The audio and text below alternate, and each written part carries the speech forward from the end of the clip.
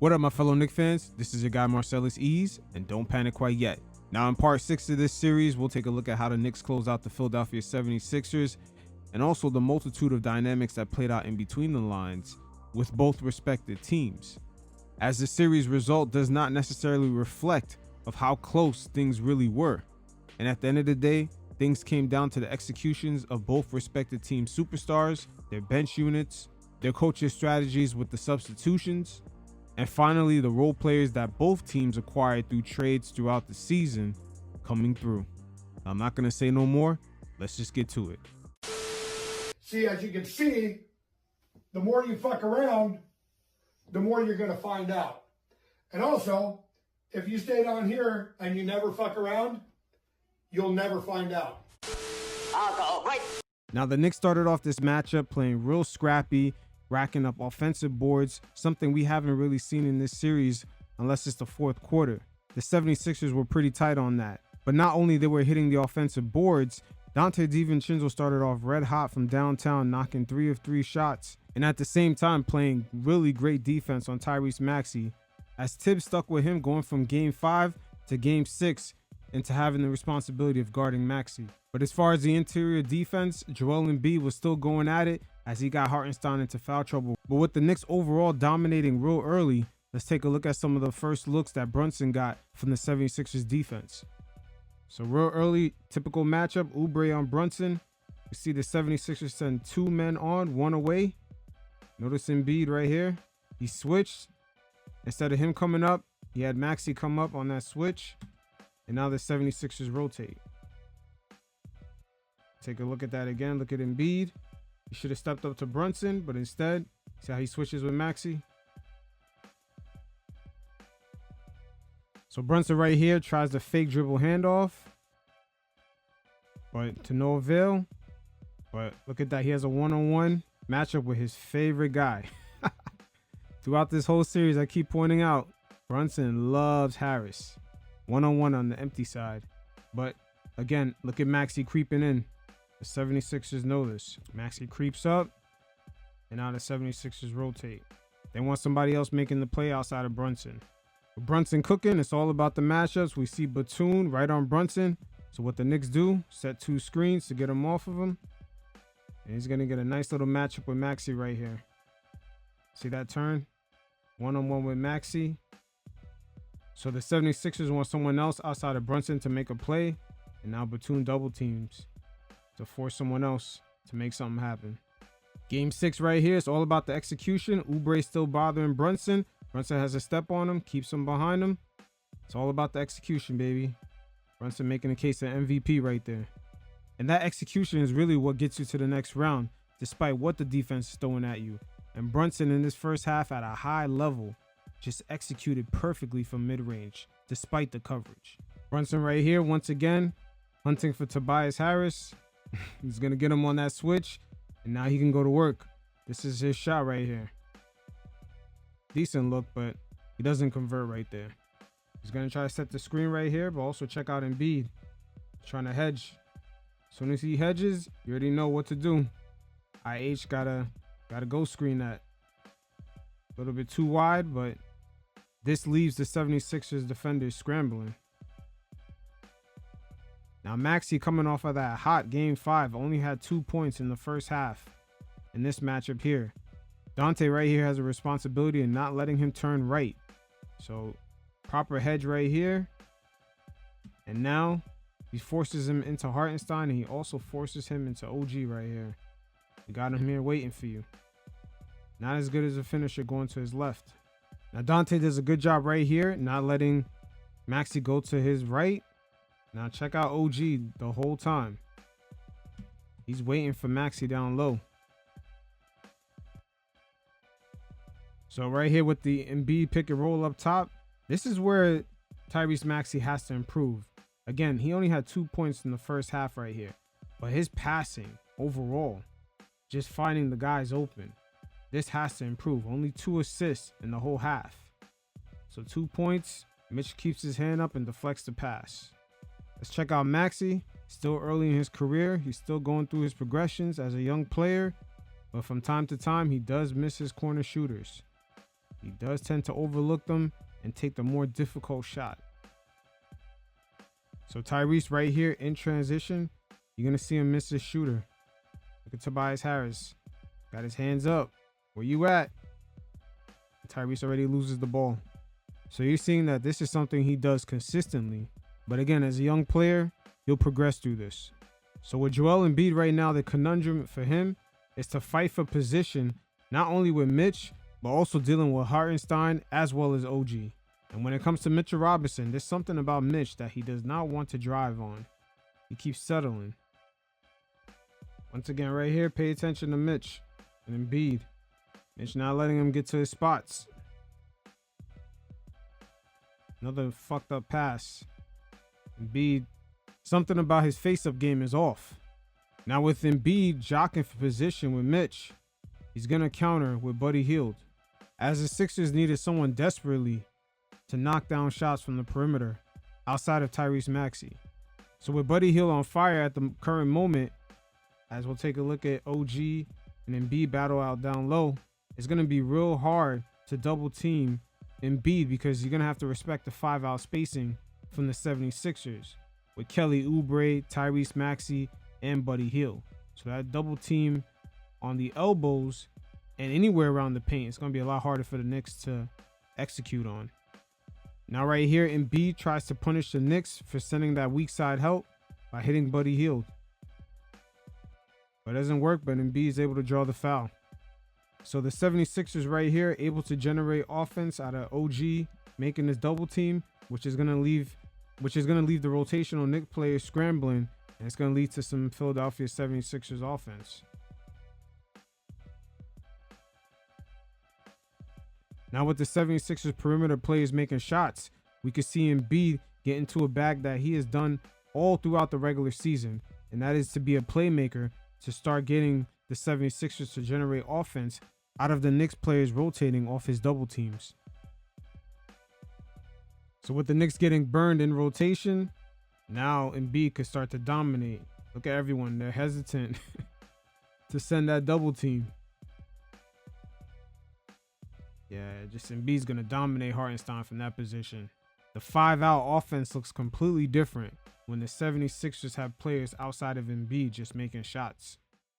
So key takeaways of the first half, when Joel Embiid had went out in that first quarter to get the shots on his knee, the Knicks were not able to take advantage in that 3-minute span, as the 76ers scored 13 points on 57% shooting, only on 7 attempts. Meanwhile, not only the Knicks had more attempts on goal, but they were not able to convert on the 4 offensive rebounds they got, as they shot 36% with only 10 points. So the 76ers started mounting a comeback while Embiid went out in that first quarter, and that's due to Nick Batum hitting 2 3-point shots as well as Cameron Payne. Now in the second quarter, Jalen Brunson had only sat out for 2 minutes, which didn't really cause an impact on either end. The 76ers weren't able to take advantage as they were 1 for 8 from the field with 2 turnovers, and the Knicks were 0 for 5 without a bucket. So even though Embiid was on the floor, he was not able to take advantage of those first 2 minutes within that second quarter. And these non-Brunson versus non-Embiid minutes do matter because, as you can see, Tibbs definitely took Brunson out the game once Embiid just entered back in, knowing that it's a high possibility it's going to take him a minute to get warmed up after getting those shots. So it would not shock me in this chess match if each coach is watching each other's pockets. But the main first half takeaway is that the Knicks started off red hot, but once Embiid had went into the back, they kind of took their foot off the pedal a little bit. The bench players started hitting shots, and the Knicks were not converting in transition, even though they had numbers. So by the time Embiid came back in the game, Buddy Hield entered the game and went off for 17 points, contributing heavily to the fact that the 76ers had 30 points off their bench out of their 54 first half points. So Brunson in the third quarter pretty much started off where he left that in the first half, converting at a high level as he gets the N1 to fall here. So Brunson with the hot hand, he's seeking a lick right here as he gets his favorite matchup right here, one-on-one with Harris. And he gets to his spot, just not able to convert. Brunson again with the hot hand, and very interesting coverage right here we're getting. Check out Kyle Lowry. This looks very similar to game 1 and 2. His attacking lanes are blocked, and Kyle Lowry fully commits on the stunt right here. The 76ers played it well right there, gave him a completely different look. So all series long, the 76ers have learned there's numerous ways Brunson is going to hit you. And with Embiid way out here, look at the paint. The rim protection ain't there anymore. So Brunson right here, fake dribble handoff. Look at Embiid by the time he gets to his drive. Embiid is not there for that rim protection. Brunson catches him slipping. Now with the Knicks down 4, Jalen Brunson catches Batum lacking right here. They've been in a little chess match throughout this series, especially with Batum catching Jalen Brunson lacking at the end of Game 5, forcing that turnover. But Brunson pulling all tricks out of his sleeve as he goes straight up and catches Batum with the foul. Now Brunson throughout this whole quarter has been carving up the 76ers, as we're going to see Dante catch Tyrese Maxey lacking as he's paying attention to what's going on in the pick and roll. As soon as he turns his head, Dante is going to make his cut and Brunson's going to find him. Now Embiid opened up the third quarter making 2 threes in a row. I don't know if those shots to the knees started kicking in, but he just seemed more agile, more mobile. I mean, he had a block on Brunson earlier, but sheesh, he looks a lot more agile right here as he started cooking in the third. Now, a few possessions later, check out Joel Embiid right here as he runs up and down the court. I'm telling you, those shots he took earlier in that first quarter when he went to the back, they're kicking in right now because he looks mobile as fuck. Look at Joel. When have we seen him run like this down the court? So now he's going to start gaining position on Hartenstein, and he's just going to dominate in the post, making quick decisions too. Now, again, a few possessions later, look at the Knicks defenders. Nobody stunts. Everybody stays put. I don't know if Buddy Hield getting 17 points in that second quarter scaring everybody from double teaming, but Embiid is straight dominating Hartenstein. Look at him with the little man celebration. They love to act different once the drugs kick in. Now the 76ers are going to run some pick and roll combination right here. They load up all their shooters around the baseline and the corners. So create a lot of spacing right here for Maxey and Embiid to keep running pick and roll until they get their favorable matchup. It's right here off the roll. Embiid was open, but once again, he's in his bag. He's going to take a harder shot. So a few possessions later, the 76ers kind of run the same play again. They got all their shooters hovering around the baseline and the corners to create that spacing. And Embiid, once again, we haven't really seen him look this mobile as he draws up the 4th foul on Hartenstein. Embiid at this point is a problem in the third quarter as he got 16 points. Now to counter that energy and that dominance from Embiid, we got to stick him on Mitchell Robinson. The 76ers throughout this series, I've always said they have to deal with the depth of the Knicks. And right here, Mitch is going to make them work for it. As Mitchell Robinson draws the offensive foul. Now later on, we see the Knicks counter some of that energy by having OG double team and put that Joel Embiid stamina to the test. As throughout this series, he's been real suspect in the fourth quarter. Now we'll take a look at some of the defense the Knicks played on Tyrese Maxey in the second half. As Dante DiVincenzo makes sure that he doesn't go right, so he hedges right here, forcing him back left. Great defense by Dante to keep up and great contest. Man, Dante in this series, sometimes when the three-point shot isn't falling, he makes up for it with some of his defense and just overall tenacity. You gotta appreciate the Villanova Knicks. And it's not just about Dante, the overall defense is in sync. Notice how Hartenstein hedges, making sure that Maxey doesn't go downhill, while at the same time, while Embiid is rolling, Brunson will step up. Notice Brunson stepping up. Now we're gonna see Dante hedge right here and kind of slowly make the switch with Hartenstein so he can get back to Embiid. While at the same time, look at Brunson, picks up Embiid. Knicks defense is on point right now. See, Hartenstein got back.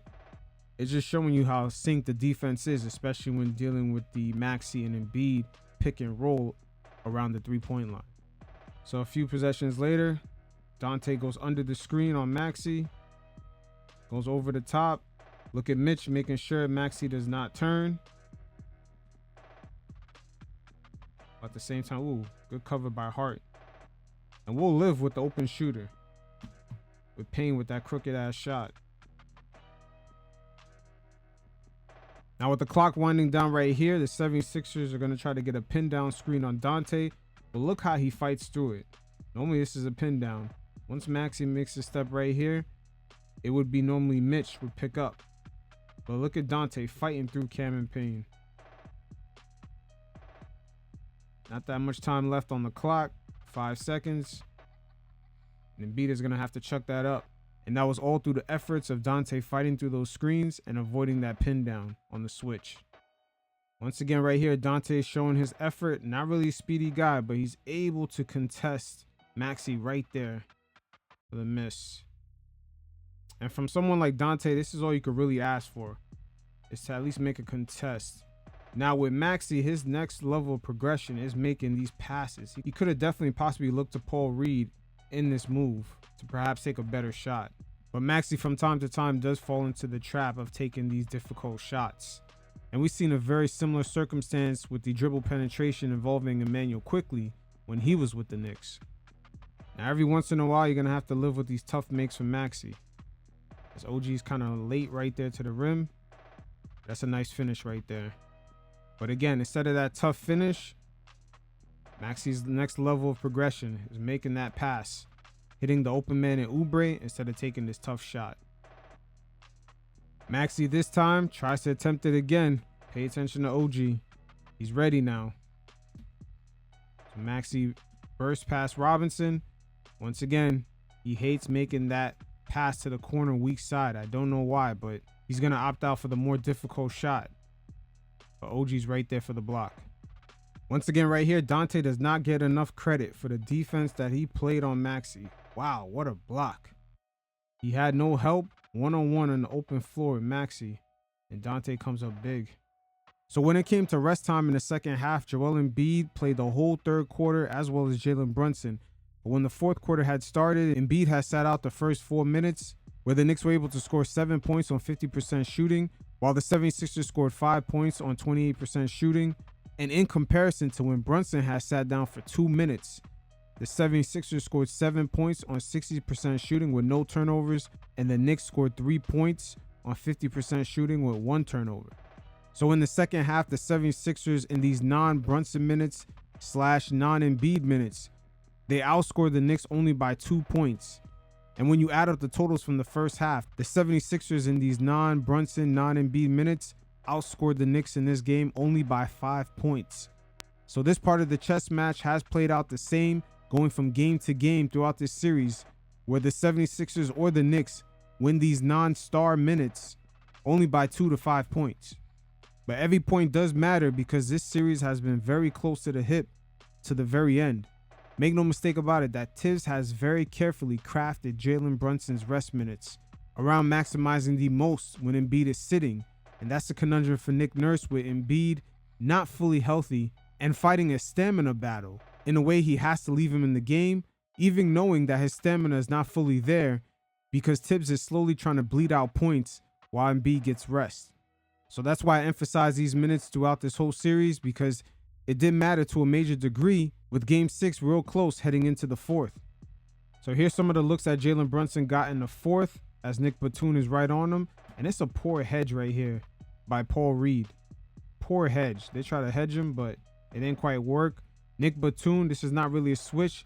He's supposed to stick to Brunson. Paul Reed is really supposed to keep him in balance by not allowing him to turn, so Batum could make that recovery. But really poor hedge. And just like in the third quarter, Brunson is carving them up with the assists. So in the fourth quarter here, it's all in the execution. As Embiid's going to play drop back coverage, Brunson knows that, so he's going to have spacing out here to pull up. But it's all about the execution. That one little moment right here of Embiid with this space, Brunson takes full advantage before Nick Batum is able to recover.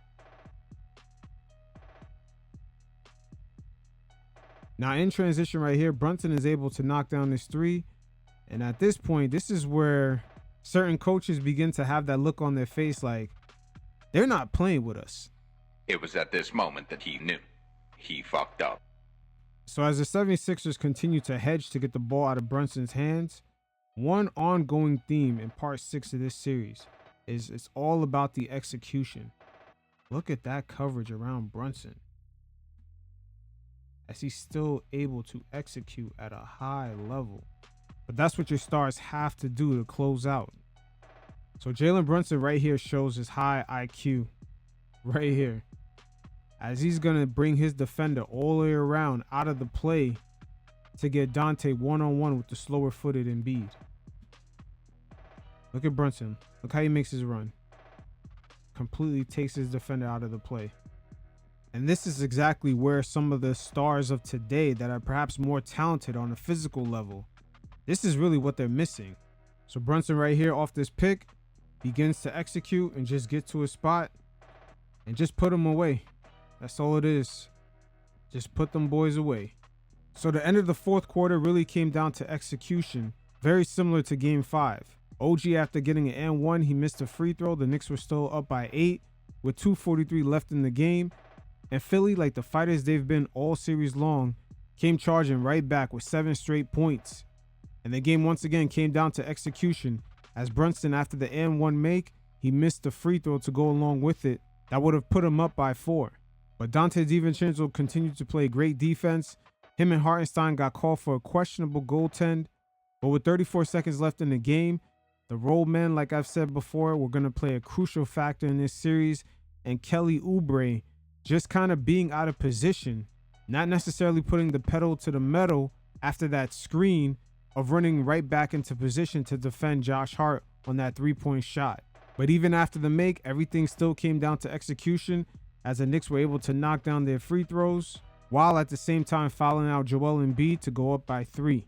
So part of that execution is defending on the inbound, and unlike in game 5, not allowing Tyrese Maxey to have a running head start, because it makes it easier to foul him when he's not in the act of shooting. So after that lesson in game 5, we see Deuce McBride right here play real close to the hip, not give Tyrese Maxey any breathing space to kind of get anything off. So you see it's a lot easier to foul him right there. See, there's less separation, easier to foul him, and now the Sixers have to inbound it again. Now after some Brunson made free throws to go up by 3, look how close to the hip they're guarding Tyrese Maxey. No running head starts. See, now Maxey's gonna have to give it up. Now right here on the last inbound, we see Tyrese Maxey not giving any breathing space to run downhill. Watch right here is Buddy Hield right on the catch. He's anticipating Deuce to foul him, so he's gonna chuck it up. Deuce actually fouls him earlier as soon as he catches it, but the referee doesn't call it. I guess it's not hard enough, and then Deuce kind of backs away. See, Deuce backs away after that on the shot. He's anticipating it. It doesn't go through. Let's look at it again. Buddy Hield gets fouled right there, and then Deuce backs off. And then look, he tries to get a 3-point shot. Doesn't work, and the Knicks finally secure the victory. So there you have it. This will go down as one of the all-time great playoff series. Very similar to the Celtics Bulls in 2009, Kings Lakers of the early 2000s, Bulls Knicks of the 90s, the Heat Celtics of the early 2010s, and I gotta say, even on the level of Warriors Thunder in 2016. But this series really came down to a game of inches, as a lot of things factored in. The amount of minutes Tobias Harris had versus his output, how well Josh Hart was able to come through and play well in games 1, 3, and 6, and even though at times he wasn't shooting well, his ability to still impact the game through his rebounding and his assisting was crazy. And we also got to look into the fact that the 76ers really never took advantage of when Jalen Brunson got any rest minutes. They never utilized that time to put more of a distance in themselves when it comes to taking a lead in these games. But again, there were so many factors. You could look at the role men in this series, the fact that Nick Batum's defense came through, the fact that the 76ers played less of Kyle Lowry and implemented Nick Batum and his veteran presence, which annoyed Jalen Brunson throughout the end of this series, but he had to level up and was able to execute. Precious Achiuwa coming through in game 4, stepping up. After Hartenstein got into foul trouble, no Mitchell Robinson, the Knicks continued to make major adjustments. Even Dante DiVincenzo, not necessarily shooting well in the middle of this series, but still impacting the game with his defense on Tyrese Maxey. And speaking of Tyrese Maxey, he definitely showed out in this series. He's still in the early stages of his career and can improve on some of his passing ability, as sometimes he kind of overlooked certain players that were wide open, particularly on the weak side corners throughout this series. And Joel Embiid, even through injury, played really well. At times he was really questionable, not only with his stamina, but also his heart when it comes to testy moments, particularly going down the stretch of these games when the 76ers found themselves down. He's still going to have to overcome and prove certain assertions that people have of Embiid when it comes to his game during the playoffs. And finally, Jalen Brunson is pretty much undeniable at this point. This guy just keeps elevating over and over and over and just keep proving all the naysayers wrong. And it's all about the execution. The fact that he made major adjustments coming from game 1 and 2, with the 76ers just hovering all over him and giving him different looks. But he made his adjustments, and by the time the series ended, it was all in the execution, as no matter what they threw at him, he kept leveling up to a point where it's pretty much undeniable. But until next time, you fellas, stay safe. Peace.